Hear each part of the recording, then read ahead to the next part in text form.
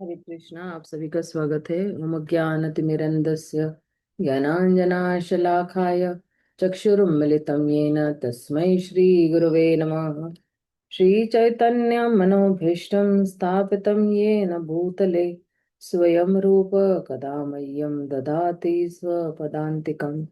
वन्देऽहं श्रीगुरून् श्रीयुतपदकमलं श्रीगुरून् वैष्णवांश्च श्रीरूपं साग्रजातां सहगण रघुनाथान्वितं तं सजीवं साद्वैतं सारवधूतं परिजनासहितं कृष्णचैतन्यदेवं श्रीराधा कृष्णपदान् सहगण ललिता श्रीविशाखान्वितांश्च नमो विष्णुपदाय कृष्णपृष्ठाय भूतले श्रीमते भक्तिवेदांत स्वामिनिति नामिने नमस्ते सरस्वते देवे गौरवाणी प्रचारिणे निर्विशेष शून्यवादी पाश्चात देश तारिणे हे कृष्णा करुणा सिंधु दीनबंधु जगतपते गोपेश गोपिका कांत राधा कांत नमस्तुते तप्त कांचन गौरांगी राधे वृंदावनेश्वरी विश्वभानुसुते देवी प्रणमामि हरिप्रिये वाञ्छाकल्पतरुभ्यश्च कृपा सिन्धुभ्य एव च पतितानं पावनेभ्यो वैष्णवेभ्यो नमो नमः। श्रीकृष्ण चैतन्य प्रभु नित्यानंद श्री अद्वैत गदाधर श्रीवासादि गौर भक्तवृंद हरे कृष्णा कृष्णा कृष्णा हरे हरे हरे राम राम राम हरे हरे। अब आप देखिए, ये हम लोगों ने ना अधूरा छोड़ा हुआ था, एक जो तात्पर्य था इसको हम जरा पढ़ लेते हैं, ठीक है ना।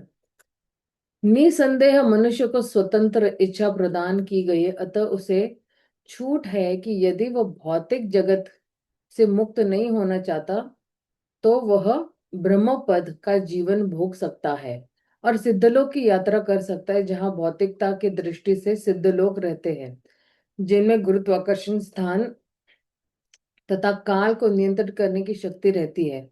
भौतिक ब्रह्मांड के इन उच्चतर लोकों में जाने के लिए मनुष्य को मन तथा बुद्धि को त्यागना नहीं पड़ता, उसे केवल स्थूल पदार्थ को त्यागना पड़ता है।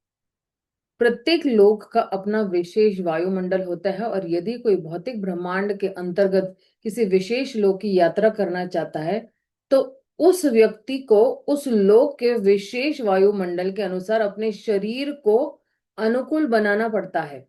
उदाहरण, यदि कोई व्यक्ति भारत से यूरोप जाना चाहता है जहाँ की जलवायु पृथक है तो उसे उसी के अनुसार अपने वस्त्र बदलने पड़ते हैं। इसी तरह यदि कोई वैकुंठ लोक जाना चाहता है तो उसे अपने शरीर को पूरी तरह परिवर्तित करना होगा। किंतु यदि वह उच्चतर भौतिक लोगों में जाना चाहता है तो वह मन बुद्धि तथा अहंकार के सूक्ष्म आवरण को धारण किए रह सकता है, किंतु उसे पृथ्वी जल अग्नि इत्यादि से बने स्थूल वस्त्र को छोड़ना होता है। तो हरे कृष्ण माता जी। वहां पे आध्यात्मिक जो है ना, आध्यात्मिक शरीर होता है। यहाँ पे हमारे पास एक स्थूल शरीर है, या स्थूल शरीर यानी कि हमारे पास पृथ्वी जल वायु आकाश से बना हुआ शरीर है। लेकिन आध्यात्मिक जगत में जो है हमारा शरीर क्या है, सच्चिदानंद है। जैसे यहाँ पे हमारे शरीर में खून बह रहा है, वहां पे जो है शरीर में एक्चुअली रस जो होता है वो प्रेम रस, भगवान का प्रेम रस है, वो बह रहा होता है। तो एक अलग ही आध्यात्मिक शरीर हमें वहां पर मिलता है। हाँ प्रभु जी, आप बताइए क्या कह रहे थे। माफी चाहेंगे माता जी, दोनों प्राण। माता जी, यहाँ पे जो बोला गया है कि जैसे उच्च लोकों में, किंतु उच्चतर भौतिक लोकों में जाना चाहता है तो वह मन बुद्धि तो अहंकार के सूक्ष्म आधारों को धारण करे, किंतु उसे पृथ्वी जल अग्नि, तो ये माता जी ये जो 14 भुवन है हमारे, सत्यलोक जनलोक तपलोक महरलोक, तो वैसे तो कहा जाता है कि देवताओं के शरीर में जो प्रधानता होती है उसकी अग्नि की और वायु की होती है, तो यहाँ ये क्यों बोला गया अग्नि वायु को छोड़ना पड़ता है? अभी आप देखना ना, ब्रह्म लोक तक जो है वो तो भौतिक जगत में ही आ रहा है ना। हाँ जी, हाँ जी, हाँ जी। ब्रह्मलोक तक भौतिक जगत में आ रहा है, तो ब्रह्मलोक से ऊपर फिर वैकुंठ लोक वगैरह है। तो इसलिए फिर इन सब लोकों में जो है वो यही स्थूल शरीर रहता है। हाँ जी, हाँ जी, और मन बुद्धि तथा अहंकार के सूक्ष्म आरंभ को धारण किए रह सकता है। हाँ जी, और अ, अब आगे देखिए क्या कह रहे हैं। जब मनुष्य दिव्य लोक को जाता है तो उसे स्थूल तथा सूक्ष्म दोनों शरीर को बदलना पड़ता है, क्योंकि उसे परम व्योम में आध्यात्मिक रूप में ही पहुंचना होता है। यदि व्यक्ति चाहे तो मृत्यु के समय वस्त्र का यह परिवर्तन इच्छा अनुसार स्वतः हो जाता है। सीधा यहां से अपने आध्यात्मिक शरीर में ही व्यक्ति पहुंच जाता है, वैकुंठ लोक या गोलोक में। भगवत गीता में पुष्टि की गई कि शरीर का त्याग करते समय मनुष्य की जैसी इच्छा होती है, यम यम वापि स्मरणम तजेते अन्ते कलेवरम, उसी के अनुसार वह अगला शरीर प्राप्त करता है। मन की इच्छा आत्मा को अनुकूल वातावरण में ले जाती है। जिस प्रकार वायु सुगंध को एक स्थान से दूसरे स्थान तक ले जाती है।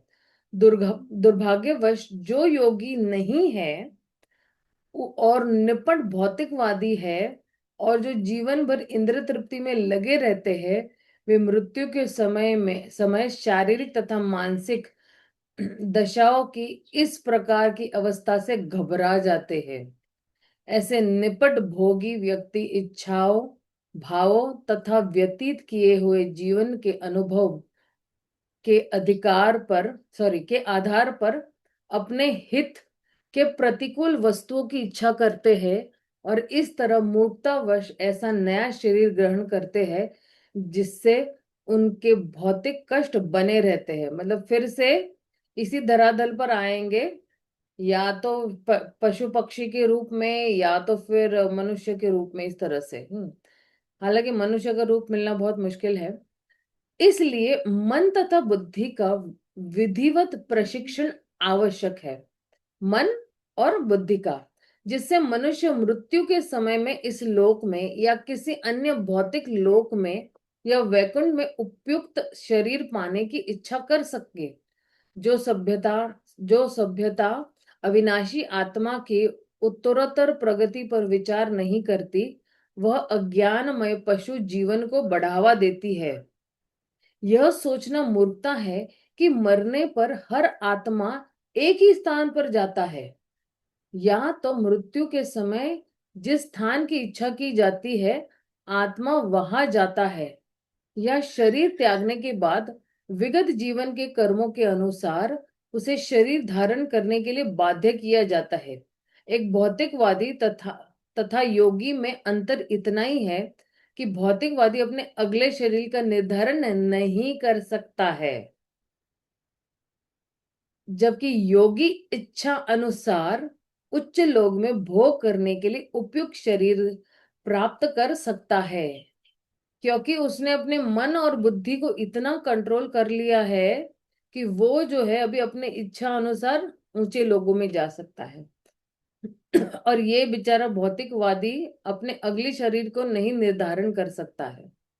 भौतिकवादी व्यक्ति जीवन भर इंद्र तृप्ति में लगा रहता है। वह अपने परिवार के उदर पोषण के लिए सारा दिन कमाता है और रात में या तो वह संभोग में अपनी शक्ति का क्षय करता है या फिर दिन भर में काम काज के बारे में सोचता हुआ सो जाता है। एक भौतिकवादी का यही नीरस जीवन है। नीरस, आप सोचिए ना, भागवतम क्या कहता है?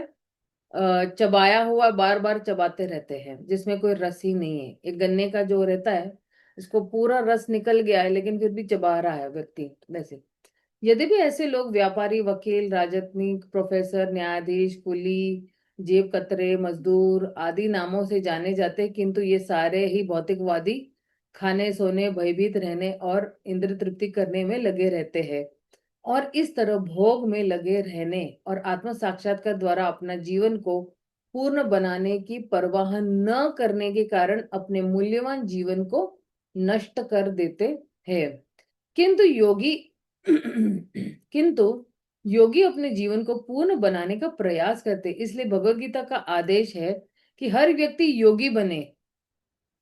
योग आत्मा को भगवान की सेवा में जोड़ने की एक प्रणाली है। ऐसे योग का अभ्यास केवल श्रेष्ठ मार्गदर्शन के निरीक्षण में ही संभव है। इसमें अपनी सामाजिक स्थिति बदलने की आवश्यकता नहीं होती है। क्या मेरी आवाज कट रही है? क्या मेरी आवाज कट रही है क्या? हरे कृष्णा। कभी कभी हो कट रही है माता माता जी। जी। कभी हो कभी हो माता जी। एक सेकंड ना, मैं जस्ट मेरा ये ना बेडरूम का दरवाजा खोल देती हूँ, क्योंकि यहाँ पे ना बारिश हो रही है, मैं भी इसलिए।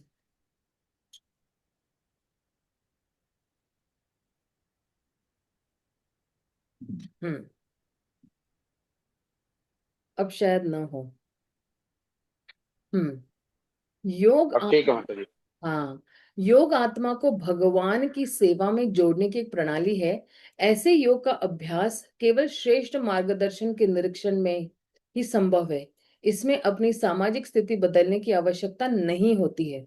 जैसे कि पहले कहा जा चुका है कि योगी बिना किसी यांत्रिक सहायता के इच्छा अनुसार कहीं भी जा सकता है। कोई भी उसको यंत्र की जरूरत नहीं है।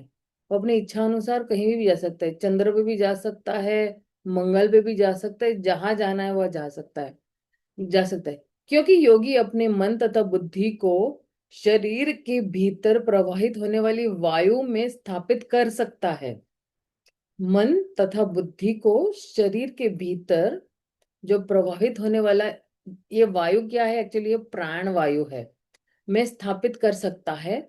और श्वास को नियंत्रण करके उस वायु को शरीर के बाहर सारे ब्रह्मांड में प्रवाहित वायु से मिला सकता है।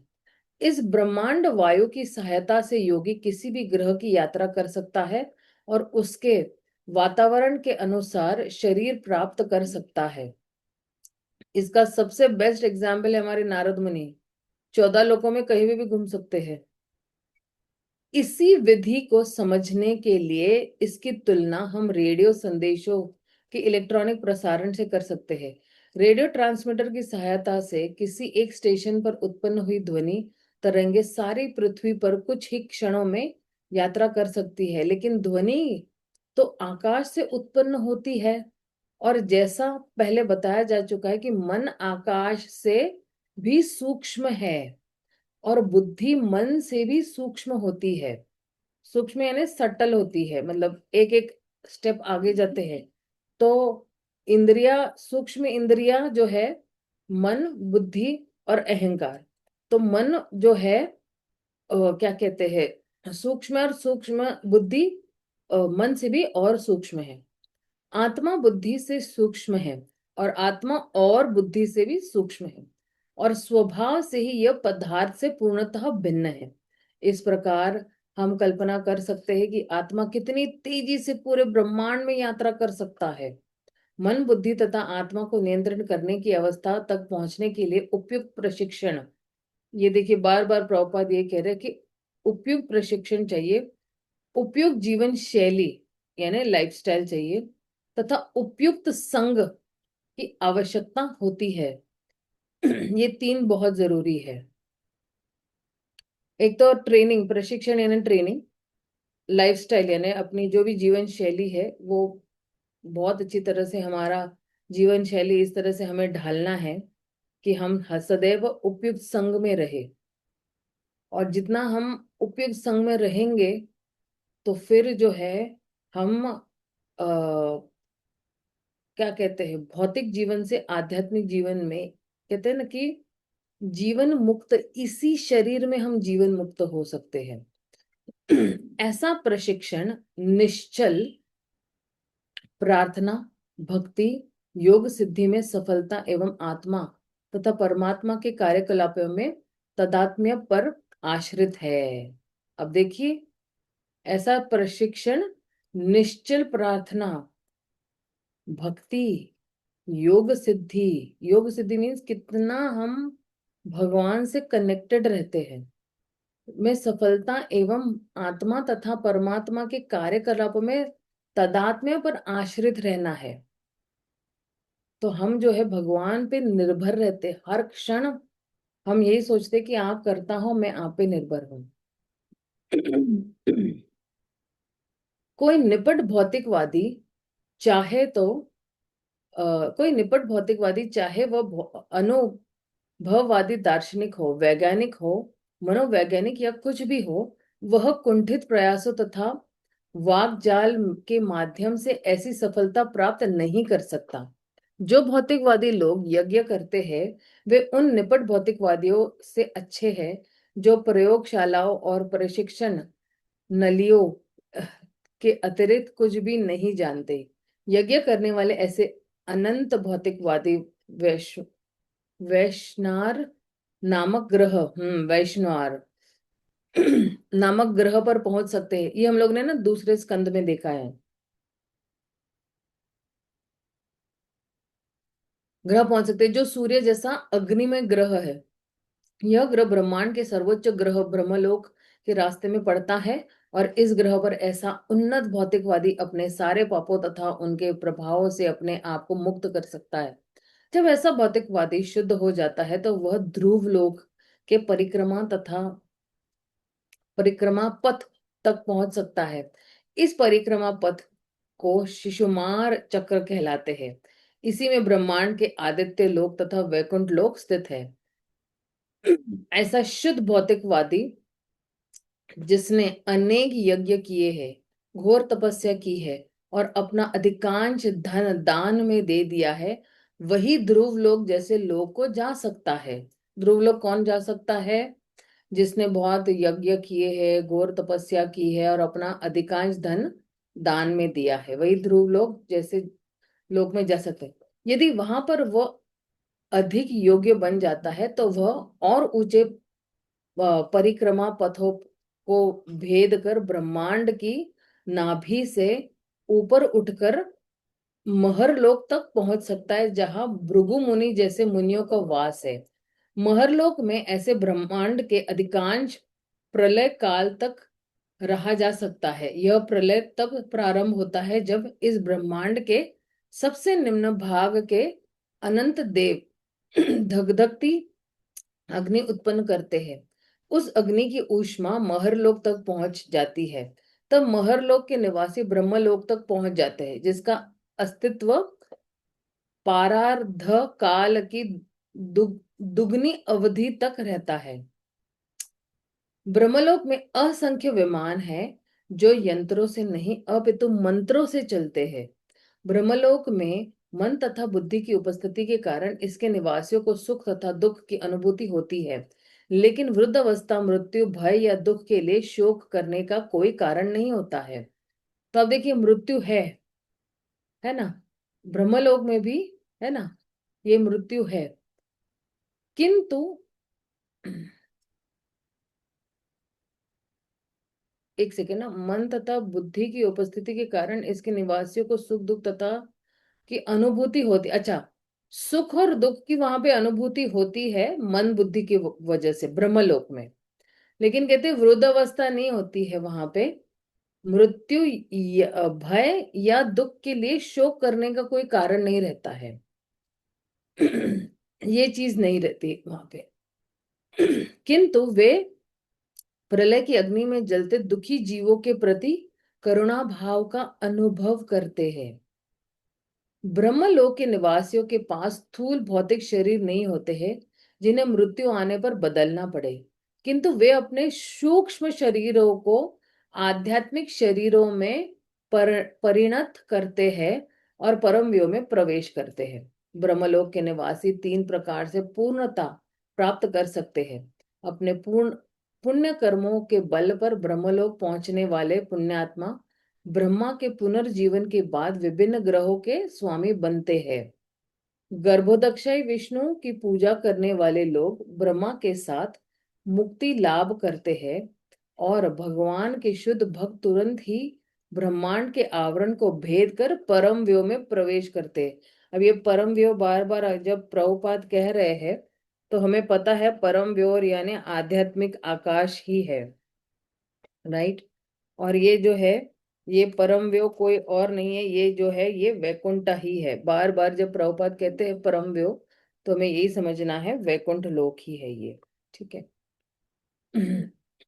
असंख्य ब्रह्मांड बुलबुलों के समान, के समूहों के समान एक साथ विद्यमान है। अतएव उनमें से कुछ ही कारण सागर के जल से घिरे होते हैं। कारणाध्यक्ष विष्णु के दृष्टिपात से आंदोलित होकर भौतिक प्रकृति सारे के सारे 8 तत्वों को उत्पन्न करती है, जो धीरे धीरे सूक्ष्म स्थूल में विकसित हो जाते हैं।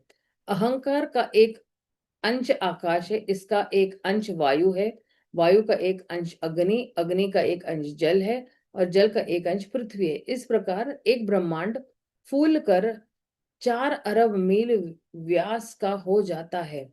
जो योगी क्रामिक मुक्ति चाहता है, उसे ब्रह्मांड के सारे विभिन्न आवरणों को भेदना पड़ता है, जिसमें भौतिक प्रकृति के 3 गुणों के सूक्ष्म आवरण भी सम्मिलित है।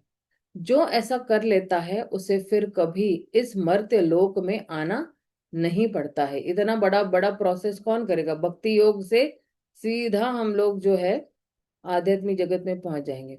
सुखदेव गोस्वामी के अनुसार भौतिक तथा आध्यात्मिक आकाशों का यह विवरण न तो काल्पनिक है, न आदर्शवादी है। वैदिक स्तोत्रों में वास्तविक तथ्य अंकित किए जाते हैं। और जब ब्रह्मा ने भगवान वासुदेव को प्रसन्न कर लिया, तब उन्होंने ये तथ्य ब्रह्मा को बतलाए थे। आप सोचिए, ब्रह्मा ने जब वासुदेव को बतलाए थे, जब तप किया था ना, तब की बात है ये। किसी को जीवन की पूर्णता तभी मिल सकती है जब उसे वैकुंठ तथा भगवान का निश्चित ज्ञान हो। मनुष्य को चाहिए कि वह सदैव पूर्ण पुरुषोत्तम भगवान का चिंतन एवं वर्ण करे, क्योंकि भगवत गीता तथा भागवत पुराण दोनों में इसकी स्तुति की गई है, और ये दोनों ग्रंथ वेदों के प्रामाणिक भाष्य है। भगवान श्री चैतन्य महाप्रभु ने इस सभी विषयों को इस युग के पतित आत्माओं द्वारा अपनाने हेतु सुलभ बनाया है, और चैतन्य चरितामृत में उन्हें इसलिए प्रस्तुत किया गया है जिससे संबंधित सभी लोग उन्हें सरलता से समझ सके। अब आप देखिए कौन सा वाला श्लोक है, ये 23 वाला श्लोक है ना। तो अब जो है भगवान के जो है विस्तार के बारे में बताने वाले हैं। और भगवान के विस्तार 3 जो है विभागों में विभाजित किया गया है। तो कह रहे मथुरा द्वारकाय निज रूप प्रकाशिया, नाना रूपे विलसये चतुर्व्यूह हैजा। भगवान कृष्ण अपने निजी रूप को मथुरा तथा द्वारका में प्रकाशित करते हैं। वे चतुर्व्यूह रूपों में अपना विस्तार करके नाना प्रकार से लीलाओं का आनंद लेते हैं। तो एक तो है अपने खुद के ही जो निज रूप से वो किस में प्रकट होते, मथुरा और द्वारका। और फिर जो है चतुर्व्यूह रूप में, है ना। तो चतुर्व्यूह रूप में, चतुर्व्यूह हमें पता है वासुदेव शंकरशन प्रद्युम्न है। तो आगे यही के बता रहे हैं, वासुदेव शंकरशन प्रद्युम्न निरुद्ध, सर्व चतुर्व्यूह अंशी तुरीय विशुद्ध। वासुदेव संकर्षण प्रद्युम्न तथा अनिरुद्ध, ये 4 मूल चतुर्व्यूह रूप है जिनसे अन्य सारे चतुर्व्यूह रूप प्रकट होते हैं। वे सभी शुद्ध रूप से दिव्य है। तो मैंने ना, जब हम लोग ने चैतन्य चरितामृत शुरू किया था ना, तब ये सब आ गया था एक्चुअली नित्यानंद महाप्रभु के गुणगान में। तो मैंने उस वक्त है ना ये सारा चतुर्व्यूह समझाया हुआ है। चाहे तो आप है ना अपने व्हाट्सएप ग्रुप में है ना, आप जरा स्क्रॉल करके आगे जाओगे ना, तो मैंने एक पीडीएफ भेजा था उस वक्त, तो आप देख सकते हो उसमें। और फिर कहते, ए तीन लोके कृष्ण केवल लीलामय, निज गण लज्जा खेले अनंत समय। केवल इन्हीं 3 स्थानों में, द्वारका, मथुरा तथा गोकुल में, लीलामय भगवान कृष्ण अपने निजी संगियों के साथ अनंत लीलाएं करते हैं। अब आप देखिए, कृष्ण जो है, जो लीलाएं कहाँ पे करते हैं अपने निजी पार्षदों के साथ, केवल इन्हीं 3 जगहों पे लीलाएं करते हैं। बाकी कहीं पे लीलाएं नहीं कर रहे हैं, सिर्फ यही 3 जगहों पे भगवान जो है वो लीला कर रहे हैं।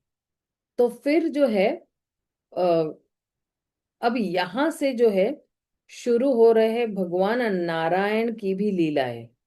तो आप बोलोगे अरे भगवान यहाँ पे तीन तीन जगहों पे लीला कर रहे हैं, लेकिन भगवान जो है अपने विस्तार जब करते हैं नारायण के रूप में, तो वो भी कुछ ऐसी लीलाएं करते हैं जो बिल्कुल हमें आश्चर्यचकित करती है। तो यहाँ पे क्या कह रहे हैं, परव्यो मध्य करी स्वरूप प्रकाश, नारायण रूपे करेन विविध विलास। अब यहाँ पे स्वरूप को प्रकाश मान कर रहे हैं, लेकिन वहां पे उन्होंने क्या किया अपने इसमें 23वें श्लोक में देखिए, निज रूप, निज रूप मथुरा द्वारका में मथुरा द्वारका गोकुल में प्रकाशित किया। लेकिन इस 26वें श्लोक में जो है भगवान ने जो है क्या प्रकट किया। हम्म, एक सेकेंड, 26वां ही श्लोक है ना, हाँ।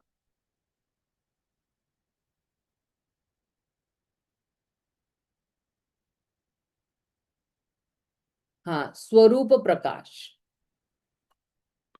वहां पे निज रूप है, मतलब उनका खुद का ही स्वरूप जो है। लेकिन यहाँ वैकुंठ में जो है स्वरूप प्रकाश जो है उन्होंने अ धारण किया है। तो दोनों में फर्क क्या है, एक निज रूप है और एक स्वरूप प्रकाश है, तो दोनों में फर्क क्या है। माता जी, माता जी निज रूप में ना दो भुजी रूप में रहते हैं भगवान, और यहाँ पे चार भुजी रहते करेक्ट, सही बात। हम्म। तो नारायण रूप में जो है शंख चक्र गदा पद्म होते हैं, और चतुर्भुज रहता है, और वहां पे 2 भुजाओं वाले होते हैं। करेक्ट प्रभु जी। अब देखिए, स्वरूप विग्रह कृष्णेर केवल द्विभुज, नारायण रूपे सेन तनु चतुर्भुज, शंख चक्र गदा पद्म महेश्वरमय, श्रीभूल नीला शक्ति हर चरण सेवाय। कृष्ण के निजी रूप में केवल 2 भुजाएं होते हैं, किंतु उनके नारायण रूप में 4 भुजाएं रहती है। भगवान नारायण शंख चक्र गदा पद्म और पद्म धारण करते हैं, और वे परम ऐश्वर्यमय है। श्री भू तथा नीला नामक शक्तियां उनके चरण कमलों की सेवा करती है। श्री और भू तथा नीला नामक शक्तियां, 3 शक्तियां हैं उनकी, श्री भू और नीला, है ना।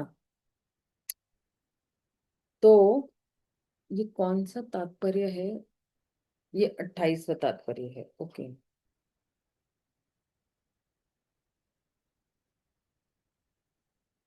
हम्म। तो इसका जरा हम लोग तात्पर्य देख लेते हैं। वैष्णव धर्म के रामानुज तथा माधव संप्रदाय में श्री भू तथा नीला शक्तियों का विस्तृत वर्णन मिलता है। बंगाल में नीला शक्ति को कभी कभी लीला शक्ति कहा जाता है।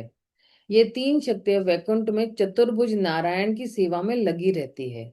श्री संप्रदाय के प्रपन्नामृत ग्रंथ में 3 अलवरों की कथा है, जिसमें बतलाया गया है कि भूत योगी कृष्णा, सर योगी तथा भ्रांत योगी, इन 3 अलवरों ने किस तरह गेहली नामक गांव में साक्षात चतुर्भुज नारायण का दर्शन किया। इस ग्रंथ में नारायण का वर्णन इस प्रकार से मिलता है, सभी वो वर्णन कर रहे हैं, है ना। तो उन्हें गरुड़ पर आसीन कमल नेत्र भगवान विष्णु को लक्ष्मी को अपने वक्ष स्थल पर लगाए देखा। वे बिजली की चमक से युक्त नीले बादल के समान थे, और वे अपनी 4 भुजाओं में से 2 में शंख तथा चक्र धारण किए हुए थे। उनकी भुजाएं घुटने के नीचे तक थी और उनके सभी सभी सुंदर अंग चंदन से लेपित थे तथा चमकते आभूषणों से अलंकृत थे। वे पीताम्बर धारण किए हुए थे और उनके पीछे दोनों ओर भूमि तथा नीला नामक उनकी शक्तियां खड़ी थी, उनके पीछे खड़ी थी। सीतोपनिषद में श्री भू तथा नीला नामक शक्तियों का उल्लेख इस प्रकार मिलता है। महालक्ष्मी महालक्ष्मीर्देवेशस्य भिन्न भिन्न रूपा चेतना चेतनात्मिका सा देवी त्रिविधा भवति शक्त्यात्मानः इच्छा शक्ति क्रिया शक्ति साक्षात् शक्तिरिक्तः इच्छा शक्ति त्रिविधा भवति श्री भूमि नीलात्मिका। भगवान की सर्वोपरि शक्ति महालक्ष्मी विविध प्रकारों से अनुभव की जाती है। वे भौतिक तथा आध्यात्मिक शक्तियों में विभाजित है और दोनों ही स्वरूपों में वे इच्छा शक्ति क्रिया शक्ति तथा अंतरंगा शक्ति के रूप में कार्य करती है। इच्छा शक्ति पुनः तीन में विभाजित किए जाते हैं। ये है श्री भू तथा नीला। भगवत गीता में भगवत गीता के अपने भाष्य में माधवाचार्य ने शास्त्रों का प्रमाण देते हुए बतलाया है कि माता भौतिक प्रकृति जिसका विचार माया शक्ति दुर्गा के रूप में किया जाता है, तीन विभागों में विभाजित है, श्री भू तथा नीला। वह उन लोगों के लिए भ्रामक शक्ति माया है जो आध्यात्मिक शक्ति में कमजोर है, क्योंकि ऐसी शक्तियां भगवान विष्णु द्वारा उत्पन्न की जाती है। यदि भी प्रत्येक शक्ति का असीम असीम से कोई सीधा संबंध नहीं होता, किंतु वे भगवान के आश्रित है, क्योंकि भगवान सभी शक्तियों के स्वामी हैं। अपने भगवत संदर्भ ग्रंथ में श्री जीव गोस्वामी प्रभु कहते हैं, पद्म पुराण भगवान के नित्य मंगल धाम का उल्लेख करते हैं जो समस्त ऐश्वर्य से पूर्ण है, जिनमें श्री भू तथा नीला शक्तियां भी सम्मिलित है। महासंहिता जिसमें भगवान के दिव्य नाम तथा रूप की व्याख्या की गई, उसमें भी जीवों के प्रसंग में दुर्गा का परमात्मा की शक्ति के रूप में उल्लेख है। अंतरंग शक्ति का संबंध उनके निजी कार्यों से है और भौतिक शक्ति तीन गुणों को प्रकट करती है। वे अन्य प्रामाणिक शास्त्रों का प्रमाण देते हुए बतलाते हैं कि श्री भगवान की वह शक्ति है जो ब्रह्मांड का पालन करती है, भू भू ब्रह्मांड की सर्जक शक्ति है और नीला या दुर्गा सृष्टि का संहार करने वाली शक्ति है। ये सारी शक्तियां जीवों पर लागू होती है और ये मिलकर जीव माया कहलाती है। अब आप देखिए कि जिस तरह से जो है इस सृष्टि में तीन जो है ब्रह्मा विष्णु महेश है, वैसे ही तीन शक्तियां भी है, और वो है भू नीला और श्री शक्ति, है ना। यद्यपि अभी आगे क्या कह रहे हैं, अब भगवान किस तरह से जो है जीवों का उद्धार करते हैं या उनको तारते हैं। यद्यपि केवल तार क्रीडा मात्र धर्म तथापि जीवेर कृपा करे एक कर्म। यद्यपि उनकी लीलाएं उनके एकमात्र विशेष कार्य है, किंतु वे अपनी अहेतु की कृपा से पतित आत्माओं के लिए एक कार्य करते हैं, है ना। तो क्या करते हैं वो कार्य, सालों के सामीप्य सृष्टि सारूप्य प्रकार चारी मुक्ति दिया करे जीवेर निस्तार। वे पतित आत्माओं को चार प्रकार की मुक्ति सालों के सामीप्य शास्त्री तथा सारूप्य प्रदान करके उनका उद्धार करते हैं। कौन कर रहे हैं, भगवान कर रहे हैं। तो तात्पर्य में श्रील प्रभुपाद क्या कह रहे हैं, मुक्त आत्मा दो प्रकार के होते हैं। एक, वे जो भगवान की कृपा से मुक्त होते हैं, और दूसरे वे जो अपने प्रयास से मुक्त होते हैं। कृपा सिद्ध और जो है नित्य सिद्ध। जो व्यक्ति अपने प्रयास से मुक्त होता है वह निर्विशेषवादी कहलाता है और वह ब्रह्म ज्योति में लीन हो जाता है। ये बेचारा अपना प्रयास करते रहता है और ब्रह्म ज्योति में लीन हो जाता है। किंतु वे भगवत भक्त जो भक्ति द्वारा मुक्ति लाभ करते हैं, उन्हें चार प्रकार की मुक्तियां प्रदान की जाती है। ये है सालोक्य, सामीप्य, शाष्टी तथा सारूप्य। फिर आगे क्या कह रहे, 31 में, ब्रह्म सायुज्य मुक्ते ताहा नाही गति, वैकुंठ बाहिर हय ताहा सबार स्थिति। जिन्होंने ब्रह्म सायुज्य मुक्ति प्राप्त की होती है, वे वैकुंठ लोक में प्रविष्ट नहीं हो सकते। उनका निवास वैकुंठ लोक के बाहर होता है। ब्रह्म सायुज्य मुक्ति। वैकुंठ बहिरे एक ज्योतिर्मय मंडल, कृष्णेर अंगेर प्रभा परम उज्ज्वल। कह रहे वैकुंठ लोक के बाहर दि, दि, दीप्युक्त क्या है ये वर्ड, दीप्ति युक्त। हाँ दीप्ति युक्त। दीप्ति युक्त तेज का वायुमंडल है, जो भगवान कृष्ण के शरीर की परम उज्जवल किरणों से बना हुआ है। आप देखिए, वैकुंठ के बाहर जो है एक ज्योतिर्मय मंडल है, और ये भगवान की शरीर से निकलते हुए जो किरणें हैं, उससे बना हुआ है।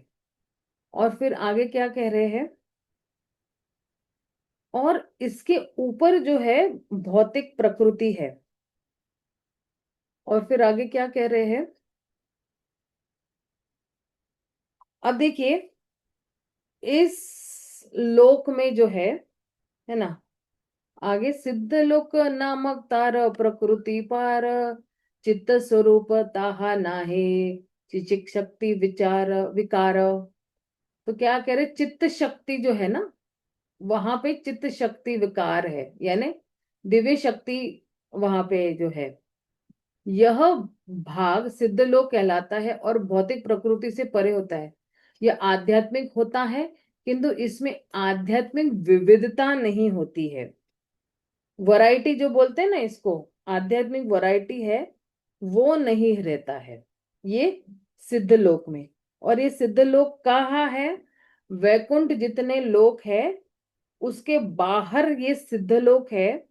और ये सिद्ध लोक कैसा दिखता है, जो भगवान से निकला हुआ तेज होता है ना, वो वाला, एक्चुअली वो तेज जो है वो मंडल है। और ये भौतिक सृष्टि से भी ऊपर है, ठीक है ना। और इसमें जो है चित्त स्वरूप है, सत चित्त और आनंद है ना। तो इसमें क्या है, चित्त है। तो सत और आनंद नहीं है, ठीक है। ये भगवान की चित्त शक्ति से बना हुआ है। यहाँ सिर्फ ज्ञान है ना माता जी। हाँ, यह सिर्फ ज्ञान है, राइट, करेक्ट है। फिर सूर्य मंडल ये न बहिरे निर्विशेष भीतरे, सूर्य रथ आदि सविशेष। यह सूर्य के चारों ओर पाए जाने वाले समरूप तेज के समान है, किंतु सूर्य के भीतर रथ, घोड़े तथा सूर्यदेव के अन्य ऐश्वर्य रहते हैं।